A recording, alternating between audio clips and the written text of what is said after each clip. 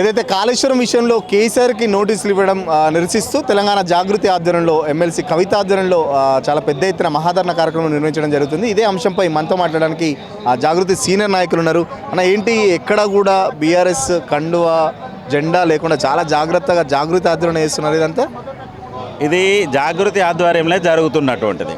So Telangana జాగృతి ఆధ్వర్యంలో మేము అనేక కార్యక్రమాలు ఇదివరకు చేసి ఉన్నాం. మేము ఏ కార్యక్రమం చేసినా కానీ మా సంస్థ ఆధ్వర్యంలో చేస్తున్నాం కనుక మాకు సంబంధించిన కండువాలు కావచ్చు, మాకు సంబంధించిన పోస్టర్లు ఉంటాయి తప్ప రాజకీయ పార్టీల జెండాలు కానీ అవి ఏమీ ఉండవు. మేము ఇదివరకు కూడా చాలా కార్యక్రమాలు చేసినాం. ఇదేం కొత్త కాదు. మేము ఇదివరకు కూడా 42% బీసీల రిజర్వేషన్లు ఇక్కడనే ధర్నా చేసినాం. అంతకుముందు అంబేద్కర్ విగ్రహాన్ని అసెంబ్లీలో పెట్టాలని ధర్నా చేసినాం.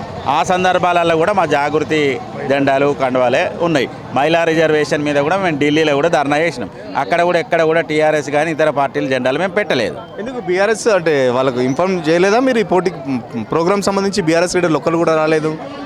మేము ఇది బీఆర్ఎస్ లీడర్లను పిలిచిపెట్టిన ప్రోగ్రాం కాదు. ఇది ఏంటి అంటే తెలంగాణ జాగృతి ఆధ్వర్యంలో మేము పెట్టినాం ఇక్కడ. దీనికి సంబంధించి ఈ నోటీసుల మీద నోటీసులకు వ్యతిరేకంగా నిరసన ధర్నా ఇక్కడ చేపడతా ఉన్నాం.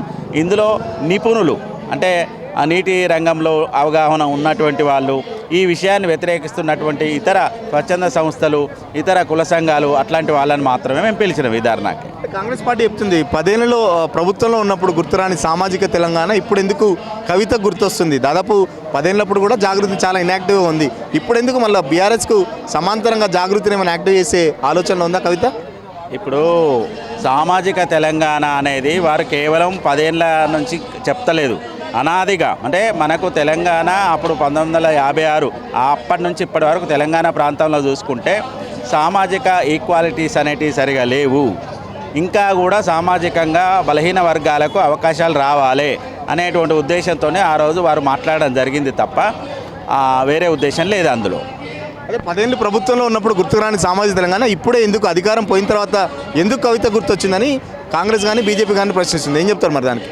కవిత గారు మొన్ననే చెప్పిండ్రు లీక్ అయిన రోజు ఏం చెప్పిండ్రు, మా పార్టీలో నేను ఇప్పటికే వందలాది లేఖలు మా నాయకుడికి రాయడం జరిగింది. సో ఈ లేఖ మాత్రం లీక్ అయింది అని చెప్పిండ్రు. సో వారు అనేక విషయాలు అధికారంలో ఉన్నప్పుడు కూడా లేఖల ద్వారా చెప్పి ఉన్నారు. చెప్పలేదని అనలేదు కదా, వారు స్పష్టంగా చెప్పిండ్రు. సో ఇప్పుడు ప్రతిపక్షంలో ఉన్నారు కనుక ఈ ప్రభుత్వానికి చెప్తా ఉన్నారు. ఎందుకంటే కవితను ఎల్లగొట్టే ప్రయత్నం ఏమైనా జరుగుతుందా పార్టీలో? మీరు చాలా జాగృతి సంబంధించి చాలా రోజులుగా కవితతో ఉన్నారు.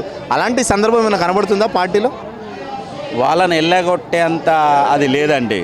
ఎందుకు అని అంటే కవిత గారు ఫైటరు, కవిత గారు ఫైటరు. వారు అనేక పోరాటాలు చేసినటువంటి వారు ఆ పార్టీ అధికారంలో కూడా కీలకంగా వ్యవహరించినటువంటి వారిని వెళ్ళగట్టేటువంటి ప్రయత్నాలు జరుగుతలేవు. కాకపోతే ఏంటంటే కేసీఆర్ గారు చుట్టూ కొన్ని దయ్యాలు ఉన్నాయి, వారి వల్ల ఇబ్బంది అవుతుంది అనేటువంటి మాట వారు చెప్పడం జరిగింది. కేటీఆర్ కూడా దాన్ని కౌంటర్ ఇచ్చారు. పార్టీ ఇంటర్నల్ లైన్స్లో మాట్లాడిన అంశాలన్నీ ఆ మీడియాకు బయటికి చెప్పడం ఎంతవరకు కరెక్ట్ అనుకుంటున్నారు? మరి అసలు మీడియాకు వారు చెప్పకముందే లేఖనే లీక్ చేసింది కదండి. లేఖనే లీక్ చేసింది కదా. వారు అమెరికాలో అక్కడ ఫ్లైట్ ఎక్కకముందు 24 గంటలు వారు ఫోన్ కూడా బంద్ ఉంటుంది. వారు అందుబాటులో లేని సమయం చూసి కుట్రపూరితంగా 2వ తారీఖున లేఖ రాస్తే మీరు ఒక వారం రోజుల తర్వాత అది ఎట్లా లీక్ అవుతుందండి? సో ఇది కావాలని లీక్ చేసారని వారే చెప్పింది కదా. కనుక ఇక్కడ ఎవరు కుట్ర చేసిండ్రు, ఎవరు ఉద్దేశపూర్వకంగా వ్యవహారం చేసిండ్రు అనేది తెలుస్తుంది కదా. బీఆర్ఎస్లో వాళ్ళు కూడా చెప్తున్నారు కవిత ఒక ప్లాన్ ప్రకారమే బీఆర్ఎస్ నిరికించే ప్రయత్నం చేస్తుంది, ఒక బీఆర్ఎస్ నుంచి వెళ్ళగొట్టే ప్రయత్నం తనంతటా తాను చేసుకొని సింపతి కోసం ట్రై చేస్తుంది కవిత అని చెప్పేసి కూడా ఒక ప్రచారం జరుగుతుంది. ఏం చెప్తారు మరి దానికి? సింపతి కోసం జరిగేది ఏం లేదండి. సింపతి అవసరం లేదు. ఒకవేళ మీరన్నట్టు అట్లనే జరిగితే 2వ తారీఖు నాడు వారు లేఖ రాసిండ్రు. ఒకవేళ ఇదే జరిగితే వారు 3వ తారీఖు నాడే లీక్ చేసుకునేవారు కదా. అట్లా అంటే అది కాదు, ఇక్కడ అట్లా ఏం లేదు. కాకపోతే పార్టీలో ఎట్లాగూ లేఖ బయటకు వచ్చింది కనుక అందులో పాజిటివ్ నెగిటివ్ అంశాలు ప్రజలకు తెలిసినాయి కనుక ఆ అంశాల మీద మాట్లాడేటువంటి క్రమంలో ఇదంతా చర్చ నడుస్తూ ఉన్నది అంతే. ఇప్పుడు బీఆర్ఎస్ సంబంధించి అంటే కవిత చేస్తున్న కార్యక్రమాలన్నీ బీఆర్ఎస్కి ప్లస్ అవుతున్నాయి అనుకుంటున్నారా, మైనస్ అవుతున్నాయి అనుకుంటున్నారా? ఇది నేనేమంటున్నా సార్, ఒక సంస్థ కానీ ఒక పార్టీ కానీ అంతర్గతంగా కానీ బహిర్గతంగా కానీ ప్రజాస్వామ్యయుతంగా మంచి చెడు తప్పనిసరిగా విచారించుకోవాలి. అట్లయితేనే ఏ పార్టీ అయినా బాగుపడుతుంది, ముందుకెళ్ళగలుగుతుంది. ఇక అంత బాగుంది అని చెప్పేసి ఫీల్ గుడ్ వ్యవహారం చేస్తే మనం ఇదివరకు చూసినాం, ప్రభుత్వమే సెంట్రల్ గవర్నమెంటే పడిపోయింది ఒక వాజ్పేయి ఉన్న సందర్భంలో. సో అట్లా కాదు కనుక వారు చేసేటువంటి ప్రయత్నాలన్నీ కార్యకర్తల కోసం, పార్టీ కోసమే తప్ప వేరే ఉద్దేశం లేదు. కవిత ఎపిసోడ్ తర్వాత కేసీఆర్ మాట్లాడే ప్రయత్నం చేశారా? కవిత కూడా మాట్లాడే ప్రయత్నం చేయలేదు. ఎందుకు ఇంత జరుగుతున్న కుటుంబంలో బిడ్డొక వైపు కొడుకొక వైపు, మరి కేసీఆర్ ఎవరి వైపు ఉంటారు? పార్టీకి సంబంధించి ఎలాంటి యాక్షన్ ప్లాన్ చేయబోతున్నారు కేసీఆర్? ఇప్పుడు వారు ఆ లేఖ రాసిన తర్వాత ఇప్పటి వరకు వారిని కలవలేదు అనేది వాస్తవం. కాకపోతే పార్టీలో ఒక చర్చ జరుగుతూ ఉన్నది. అది ఎంత దూరం పోతుంది అనేది మనం వేచి చూడాలి.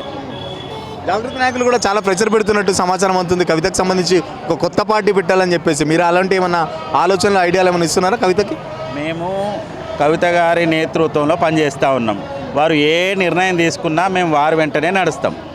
వారు పార్టీలో కొనసాగిన నడుస్తాం, లేదా ఇతర పార్టీ పెట్టే పరిస్థితి ఉంటే కూడా వారి వెంటనే వెళ్తాం మేము. కేసీఆర్ మొరుతుకుంటారా? పార్టీ చీఫ్ కేసీఆర్ కదా, మీ నాయకుడు కేసీఆర్ అంటున్నారు కదా ప్రతిసారి. అంటే ఇప్పుడు మేము ఒక జాగృతి కార్యకర్తలుగా, మాది ఒక సంస్థ, మేము ఇలా మా తెలంగాణ జాగృతి ఆధ్వర్యంలో అనేక కార్యక్రమాలు నిర్వహించినటువంటి వాళ్ళం. ఒక రాజకీయ పార్టీలు చేయనటువంటి అనేక కార్యక్రమాలు చేసి పోరాటం చేసి కొన్నిటి మీద విజయాలు కూడా సాధించినటువంటి వాళ్ళం.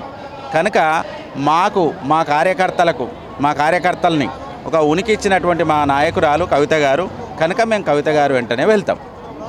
ఖచ్చితంగా కవిత గత 10 ఏళ్ళు అధికారంలో ఉన్నప్పుడు కూడా కేసీఆర్కు చాలా లేఖలు రాసింది. ఏదైతే గవర్నమెంట్లో జరుగుతున్న లొచుకులు కానీ గవర్నమెంట్కి సంబంధించిన చాలా నిర్ణయాలకు కూడా సంబంధించి వాళ్ళ ఫాదర్కి లెటర్ రాసింది. బట్ అప్పుడు లీక్ కాని లెటర్ ఇప్పుడు ఎందుకు లీక్ అయింది? ఖచ్చితంగా కవిత మీద అయితే పార్టీలో కుట్ర జరుగుతుందనే మాకు కూడా అనుమానం కలుగుతుంది. ఖచ్చితంగా కవిత ఎలాంటి భవిష్యత్తులో ఎలాంటి స్టెప్ తీసుకున్నా కవిత వెంటే మేము ఉంటాం. ఒకవేళ కవిత పార్టీలో ఉంటే పార్టీలో ఉన్న కవిత కొత్త పార్టీ పెట్టిన కవిత వెంటనే మేము నడుస్తామని చెప్పేసి తెలంగాణ జాగృతి ఆధ్వర్యంలో ఖచ్చితంగా జాగృతికి సంబంధించి చాలా వరకు పెద్ద ఎత్తున ప్రోగ్రామ్ చేశాం. చాలా అంశాల్లో అటు మహిళా బిల్లుకి సంబంధించి కానీ లేకపోతే 42 రిజర్వేషన్ సంబంధించి కానీ చాలా అంశాల్లో తెలంగాణ జాగృతి చాలా గట్టి పోరాటాలు చేసింది.